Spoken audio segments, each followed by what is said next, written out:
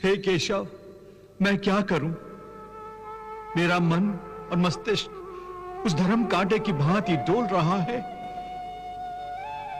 जिसके दोनों पलड़ों में बराबर बराबर मात्रा में ज्ञान और अज्ञान दोनों रखा हुआ है। इसी दोराहे पर खड़ा हुआ मैं आपकी शरण में आया हूं। मुझे एक गुरु की भांति रास्ता दिखाओ। हे अर्जुन, तुम इस समय ना केवल इस युद्ध भूमि की मध्य रेखा पर खड़े हो, बल्कि तुम्हारी बुद्धि भी जीवन और मृत्यु की मध्य रेखा पर अटकी हुई है।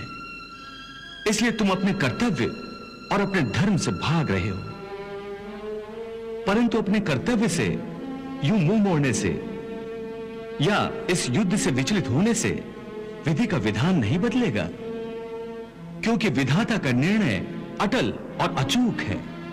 तुम क्या समझते हो, तुम्हारे नहीं मारने से ये सब नहीं मरेंगे? नहीं अर्जुन, नहीं। तुम इन्हें नहीं मारोगे तब भी ये मरेंगे, क्योंकि इनके प्रारब्ध ने इनकी मृत्यु का समय, दिन और क्षण तो पहले से ही निश्चित कर दिया है। उसी विधान के अनुसार मैं तो इन्हें पहले ही मार चुका हूं। हे पार्थ, मैं तुम्हें इसी अज्ञान के अंधकार से निकालना चाहता हूं। इस अंधेरे में अंधों की भांति हाथ पैर मारने के बदले अपनी दूर दृष्टि को एक दिशा दो और देखो इस सृष्टि की ओर। इस सृष्टि में जो जन्म लेता है वो निश्चित रूप से मृत्यु के अधीन हो जाता है। इसका अर्थ यह है कि इस मृत्युलोक का हर प्राणी, चाहे वो मनुष्य हो, पशु हो, पक्षी हो या फिर पेड़ पौधा हो, हर सांस लेने वाला प्राणी अपने जन्म के साथ अपनी मृत्यु को भी लेकर आता है। हर प्राणी को एक ना एक दिन निश्चित क्षण पर मरना अर्थात अपना शरीर त्यागना ही पड़ता है। इसलिए तुम उनके मरने की चिंता छोड़कर अपना कर्तव्य समझकर युद्ध करो। ये ठीक है कृष्णा, क्योंकि प्रारब्ध में मरना लिखा है, परंतु उसका यदि पितामह की मृत्यु का समय आ गया है तो वो अवश्य मर जाएंगे, परंतु मैं अपने हाथों से उन्हें क्यों मारूं? तो स्वयं अपने हाथों से अपने भीष्म पितामह को नहीं मारना चाहते हो? यही सत्य है माधव। मैं अपने भीष्म पितामह को अपने हाथों से नहीं मार सकता। तो ठीक है, मत मारो, परंतु पहले मुझे यह तो बताओ कि कौन है तुम्हारे भीष्म पितामह? कहां है तुम्हारे भीष्म पितामह? ये क्या पूछ रहे हो कि भीष्म पितामह कहां है, कौन है? तुम्हें दिखाई नहीं देते क्या? वो सामने ही तो है खड़े भीष्म पितामह। वो जो रथ के ऊपर खड़ा है? हाँ, वही तो। पर वो जो रथ के ऊपर खड़ा दिखाई दे रहा है पार्थ, वो तो केवल भीष्म पितामह का शरीर है। मैं पूछता हूं असली भीष्म पितामह कौन है, कहां है? हे कृष्णा, तुम्हारी बात मेरी समझ में नहीं आ रही है। वो जो दिख रहा है वो भीष्म पितामह नहीं है, केवल शरीर है। इसका अर्थ है कि भीष्म पितामह कोई और है। अवश्य, यही तुम्हें समझा रहा हूं मैं। देखो ध्यान से, देखो उस शरीर में जो प्रकाश है जिसे आत्मा कहते हैं,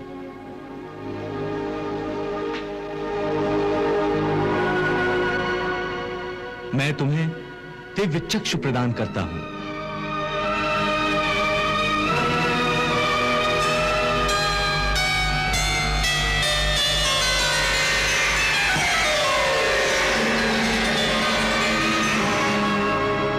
इन दिव्य चक्षुओं से देखो उस आत्मा को।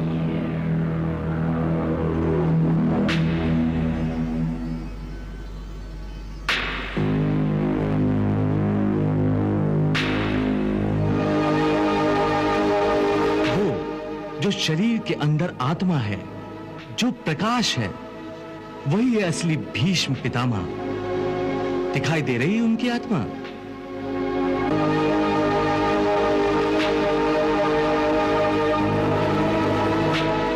हाँ केशव, एक प्रकाश रूपी आत्मा दिखाई दे रही है।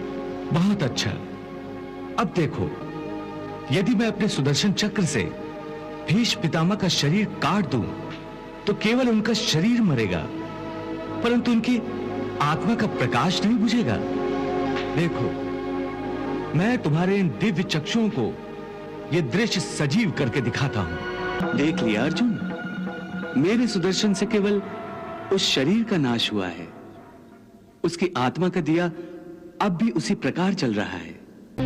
हे कौन्ते, इस परम सत्य को अच्छी तरह समझ लो कि विश्व में केवल शरीर नाशवान है, किंतु आत्मा अविनाशी है। शरीर के मरने पर आत्मा नहीं मरती। आत्मा न कभी जन्म लेती है और न कभी मरती है।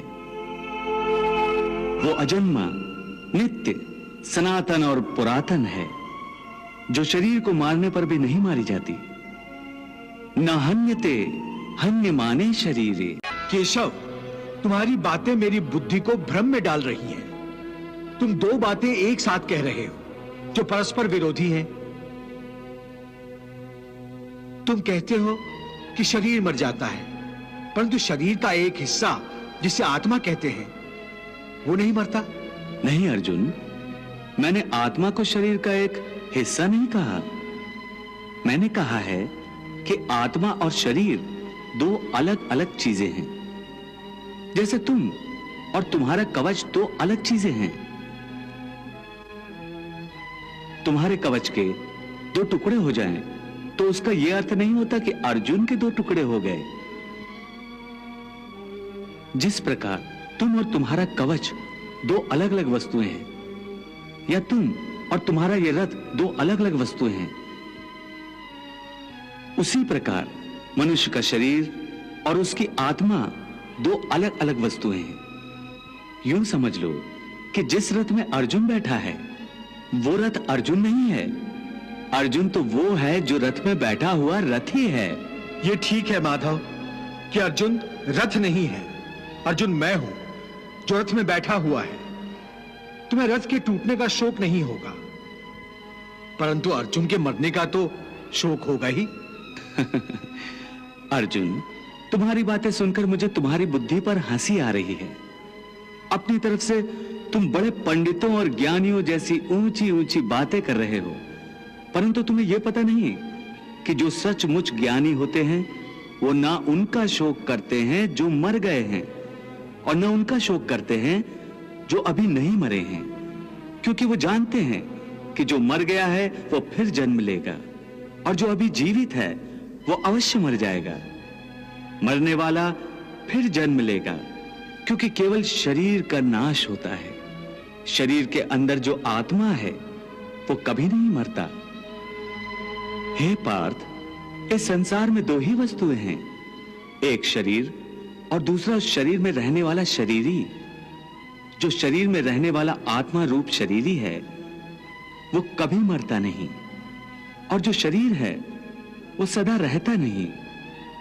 आत्मा एक शरीर छोड़ता है और दूसरा शरीर धारण कर लेता है, बिल्कुल वैसे ही जैसे मनुष्य पुराने कपड़े उतार कर नए कपड़े धारण कर लेता है। वासांस जीर्णानि यथा विहाय नवानि गृह्णाति नरोपराणि तथा शरीराणि विहाय जीर्णान्य अन्यानि संन्याति नवानि देहि। हे पार्थ, केवल इतना समझ लो कि मृत्यु एक दरवाजा है जिसके अंदर जाते हुए आत्मा पुराना शरीर छोड़ देती है।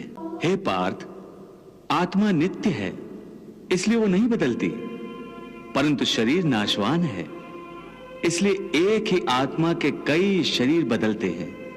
इसलिए हर नए जन्म में वो नए नए शरीर धारण करता रहता है। हर नए जन्म में आत्मा नए नए शरीर तो बदलता ही है, बल्कि हर एक जन्म में भी उसे जो शरीर मिलता है वो एक शरीर भी उसी जन्म में बदलता रहता है। ये बात मेरी समझ में नहीं आई केशव, क्योंकि एक जन्म में तो प्राणी को एक ही शरीर मिलता है। नहीं, एक नहीं, अनेक शरीर मिलते हैं एक ही जन्म में। मैं अब भी नहीं समझा प्रभु। मैं समझाता हूं। याद करो अपना बचपन। उस समय अर्जुन का शरीर कैसा था? एक बालक का। और आज वो शरीर कहां है? वो शरीर तो बदल गया इस शरीर में। अर्थात वो शरीर नहीं रहा। आज तुम्हें एक युवक का शरीर मिला है।